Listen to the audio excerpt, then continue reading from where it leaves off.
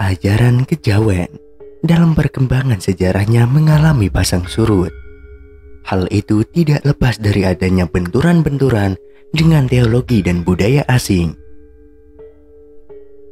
Yang paling keras adalah benturan dengan teologi asing. Karena kehadiran kepercayaan baru disertai dengan upaya-upaya membangun kesan bahwa budaya Jawa itu hina, memalukan, rendah martabatnya. Bahkan kepercayaan lokal disebut sebagai kekafiran, sehingga harus ditinggalkan sekalipun oleh tuannya sendiri dan harus diganti dengan kepercayaan baru yang dianggap paling mulia segalanya. Dengan naifnya, kepercayaan baru merekrut pengikut dengan jaminan kepastian masuk surga. Gerakan tersebut sangat efektif karena dilakukan secara sistematis, mendapat dukungan dari kekuatan politik asing yang tengah bertarung di negeri ini. Selain itu, pendatang baru selalu berusaha membangun image buruk terhadap kearifan-kearifan lokal dengan cara memberikan contoh-contoh patologi sosial atau penyakit masyarakat, penyimpangan sosial, pelanggaran kaidah kejawen yang terjadi saat itu diklaim oleh pendatang baru sebagai bukti nyata kesesatan ajaran Jawa. Hal itu sama saja dengan menganggap Islam itu buruk dengan cara menampilkan contoh perbuatan sadis seperti terorisme, menteri agama yang korupsi, pejabat berhijab yang selingkuh, kiai yang menghambili santrinya, dan lain sebagainya. Tidak berhenti di situ saja. Kekuatan asing terus mendiskreditkan manusia Jawa dengan cara memanipulasi atau memutar balik sejarah masa lampau. Bukti-bukti kearifan lokal dimusnahkan, sehingga banyak sekali naskah-naskah kuno yang berisi ajaran-ajaran tentang tata krama, kaidah, budi pekerti yang luhur bangsa Jawa Indonesia kuno sebelum era kewalian datang. Kemudian di bumi hanguskan oleh para pendatang baru tersebut. Kosakata Jawa juga mengalami penjajahan. Istilah-istilah Jawa yang dahulu mempunyai makna yang arif, luhur, bijaksana, kemudian dibelokkan maknanya menurut kepentingan dan perspektif subjektif yang disesuaikan dengan kepentingan pendatang baru yang tidak suka dengan local wisdom. Akibatnya, istilah-istilah seperti kejawen, klenik, mistik, tahayul mengalami degradasi makna dan berkonotasi negatif.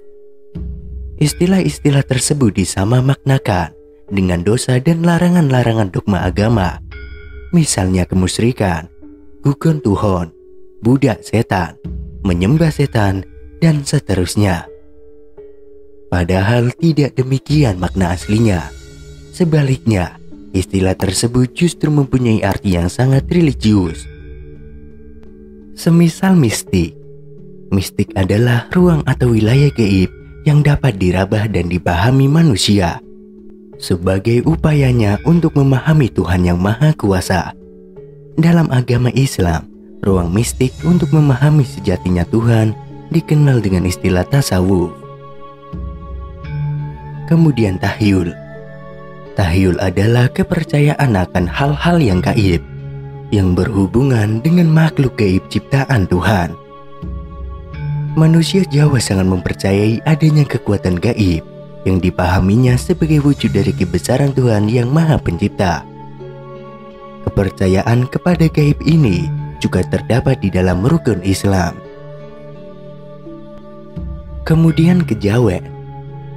Kejawen berisi kaidah moral dan budi pekerti luhur, serta memuat tata cara manusia dalam melakukan penyembahan tertinggi kepada Tuhan yang Maha Tunggal.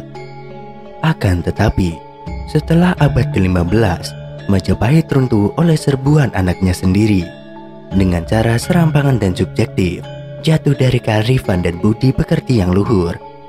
Pendatang baru menganggap ajaran kejawen sebagai biang kemusyrikan, kesesatan, kebobrokan moral, dan kekafiran. Makanya harus dimusnahkan. Ironisnya, manusia Jawa yang sudah kejawen hilang Jawanya, justru mempunyai andil besar dalam upaya Cultural Association ini. Mereka lupa bahwa nilai budaya asli nenek moyang mereka itulah yang pernah membawa bumi Nusantara ini menggapai masa kejayaannya di era Majapahit hingga berlangsung selama 5 generasi penerus tata kerajaan. Dalam kasana referensi kebudayaan Jawa, dikenal berbagai literatur sastra yang mempunyai gaya penulisan beragam dan unik. Sebut saja misalnya kitab, suluk, serat, babat, yang biasanya tidak hanya sekedar kumpulan baris-baris kalimat, tetapi ditulis dengan seni kesusastraan yang tinggi, berupa tembang yang disusun dalam bait-bait atau pada yang merupakan bagian dari tembang, misalnya pupuh, sinom, pangkur, uncung, asmaradana, dan lain seterusnya. Teks yang disusun ialah yang memiliki kandungan unsur pesan moral yang diajarkan tokoh-tokoh utama atau penulisnya, mewarnai seluruh isi teks. Pendidikan moral budi pekerti menjadi pokok pembelajaran yang diutamakan. Moral atau budi pekerti di sini dalam arti kaidah-kaidah yang membedakan mana yang baik dan mana yang buruk.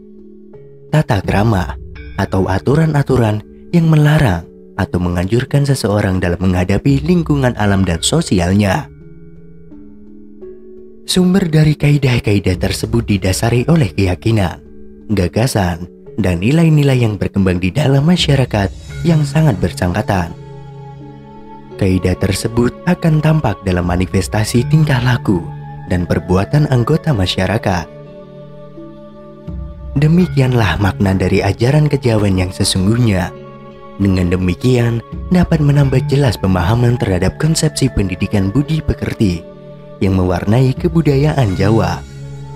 Hal ini dapat diteruskan pada generasi muda guna membentuk watak yang berbudi pekerti luhur dan bersedia menempa jiwa yang berkepribadian tangguh.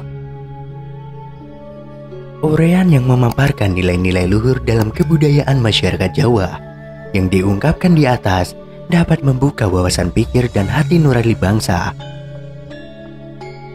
bahwa dalam masyarakat kuno asli pribumi telah terdapat seperangkat nilai-nilai moralitas yang dapat diterapkan untuk mengangkat harkat dan martabat hidup manusia. Dalam ajaran kejawen, terdapat 2 bentuk ancaman besar yang mendasari sikap kewaspadaan, yaitu eling lan waspodo, karena dapat menghancurkan kaidah-kaidah kemanusiaan, yakni hawa nafsu dan pamrih. Manusia harus mampu merendam hawa nafsu atau menutupi babahan hawa sanga, yakni mengontrol nafsu-nafsunya yang muncul dari 9 unsur yang terdapat di dalam diri manusia dan melepaskan pamrihnya.